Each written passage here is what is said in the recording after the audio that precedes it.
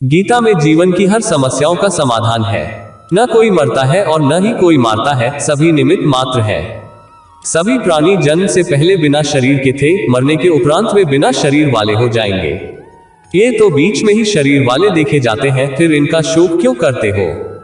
आत्मा को न शस्त्र काट सकते हैं, न आग उसे जला सकती है, न पानी उसे भिगो सकता है, न हवा उसे सुखा सकती है। हे अर्जुन, तू न शोक करने योग्य मनुष्यों के लिए शोक करता है और पंडितों के से वचनों को कहता है, परंतु जिनके प्राण चले गए हैं उनके लिए और जिनके प्राण नहीं गए हैं उनके लिए भी पंडित जन शोक नहीं करते। एक न एक दिन सभी मारे जाएंगे। कोई आज मर रहा है तो कोई कल मरेगा। यह मृत्युलोक है और मृत्यु ही सबसे बड़ा रोग है।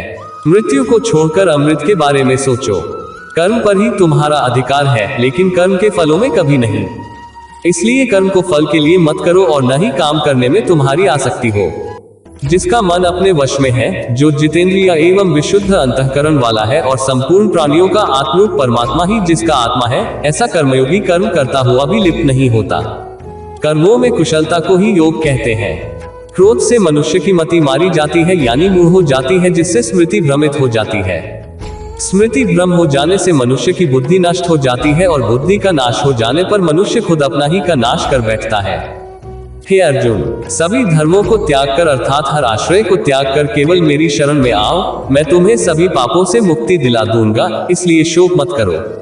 माया द्वारा जिनका ज्ञान हरा जा चुका है, ऐसे आसुर स्वभाव को धारण किए हुए मनुष्यों में नीच दूषित कर्म करने वाले मूढ़ लोग मुझको नहीं भजते, परंतु उन अल्प बुद्धि वालों का वह फल नाशवान है तथा वे देवताओं को पूजने वाले देवताओं को प्राप्त होते हैं और मेरे भक्त चाहे जैसे ही भजे, अंत में वे मुझको ही प्राप्त होते हैं।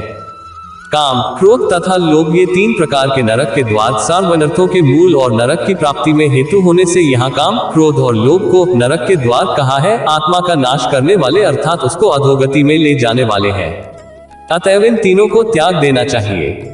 श्री भगवान बोले, मैं लोकों का नाश करने वाला बड़ा हुआ महाकाल हूँ। इस समय इन लोकों को नष्ट करने के लिए प्रवृत्त हुआ हूँ।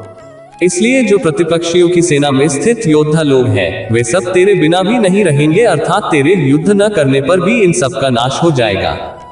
जगत के ये दो प्रकार के शुक्ल और कृष्ण अर्थात देवयान और पितृयान मार्ग सनातन माने गए हैं। इनमें एक द्वारा गए मृत्यु को प्राप्त हुए को वापस नहीं लौटना पड़ता, वह परमगति को प्राप्त होता है, और दूसरे के द्वारा गया हुआ फिर वापस आता है, अर्थात जन्म मृत्यु को प्राप्त होता है। क्यों व्यर्थ की चिंता करते हो? किससे व्यर्थ डरते हो? कौन तुम्हें मार सकता है? आत्मा न पैदा होती है न मरती है। जो हुआ वह अच्छा हुआ, जो हो रहा है वह अच्छा हो रहा है, जो होगा वह भी अच्छा ही होगा। तुम भूत का पश्चाताप न करो, भविष्य की चिंता न करो। वर्तमान चल रहा है। तुम्हारा क्या गया जो तुम रोते हो? तुम क्या लाए थे जो तुमने खो दिया? तुमने क्या पैदा किया था जो नाश हो गया? न तुम कुछ लेकर आए, जो लिया यहीं से लिया, जो दिया यहीं पर दिया, जो लिया इसी भगवान से लिया, जो दिया इसी को दिया। खाली हाथ आए और खाली हाथ चले। जो आज तुम्हारा है कल और किसी का था, परसों किसी और का होगा। तुम इसे अपना समझकर मग्न हो रहे हो। बस यही प्रसन्नता तुम्हारे दुखों का कारण है। परिवर्तन संसार का नियम है। जिसे तुम मृत्यु समझते हो वही तो जीवन है। एक क्षण में तुम करोड़ों के स्वामी बन जाते हो, दूसरे ही क्षण में तुम दरिद्र हो जाते हो। मेरा तेरा, छोटा बड़ा, अपना पराया, मन से मिटा दो, फिर सब तुम्हारा है, तुम सबके हो। न ये शरीर तुम्हारा है न तुम शरीर के हो। यह अग्नि, जल, वायु, पृथ्वी, आकाश से बना है और इसी में मिल जाएगा, परंतु आत्मा स्थिर है। फिर तुम क्या हो? तुम अपने आप को भगवान को अर्पित करो। यही सबसे उत्तम सहारा है। जो इसके सहारे को जानता है वह भय, चिंता व शोक से सर्वदा मुक्त है। जो कुछ भी तू करता है उसे भगवान को अर्पण करता चल। ऐसा करने से सदा जीवन मुक्त का आनंद अनुभव करेगा। आनंद मनुष्य के भीतर ही निवास करता है, परंतु मनुष्य उसे स्त्री में, घर में और बाहरी सुखों में खोज रहा है। श्री कृष्ण कहते हैं कि भगवान उपासना केवल शरीर से ही नहीं बल्कि मन से करनी चाहिए। भगवान का वंदन उन्हें प्रेम बंधन में बांधता है। मनुष्य की वासना ही उसके पुनर्जन्म का कारण होती है। इंद्रियों के अधीन होने से मनुष्य के जीवन में विकार और परेशानियां आती है। संयम यानी धैर्य, सदाचार, स्नेह और सेवा जैसे गुण सत्संग के बिना नहीं आते हैं। श्री कृष्ण कहते हैं कि मनुष्य को वस्त्र बदलने की आवश्यकता नहीं है। आवश्यकता हृदय परिवर्तन की है। जवानी में जिसने ज्यादा पाप किए हैं उसे बुढ़ापे में नींद नहीं आती। भगवान ने जिसे संपत्ति दी है उसे गाय अवश्य रखनी चाहिए। जुआ, मदिरापान, परस्त्री गमन, अनैतिक संबंध, हिंसा, असत्य, मद, आसक्ति और निर्दयता, इन सब में कलियुग का वास है। अधिकारी शिष्य को सद्गुरु, अच्छा गुरु अवश्य मिलता है। श्री कृष्ण कहते हैं कि मनुष्य को अपने मन को बार बार समझाना चाहिए कि ईश्वर के सिवाय उसका कोई नहीं है। साथ ही यह विचार करना चाहिए कि उसका कोई नहीं है, साथ ही वह किसी का नहीं है। भोग में क्षणिक क्षण भर के लिए सुख है, साथ ही त्याग में स्थायी आनंद है। श्री कृष्ण कहते हैं कि सत्संग ईश्वर की कृपा से मिलता है, परंतु कुसंगति में पड़ना मनुष्य के अपने ही हाथों में है। लोभ और ममता, किसी से अधिक लगाव पाप के माता पिता है, साथ ही लोभ पाप का बाप है। श्री कृष्ण कहते हैं कि स्त्री का धर्म है कि रोज तुलसी और पार्वती का पूजन करे। मनुष्य को अपने मन और बुद्धि पर विश्वास नहीं करना चाहिए, क्योंकि ये बार बार मनुष्य को दगा देते हैं।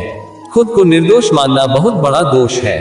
यदि पति पत्नी को पवित्र जीवन बिताए तो भगवान पुत्र के रूप में उनके घर आने की इच्छा रखते हैं।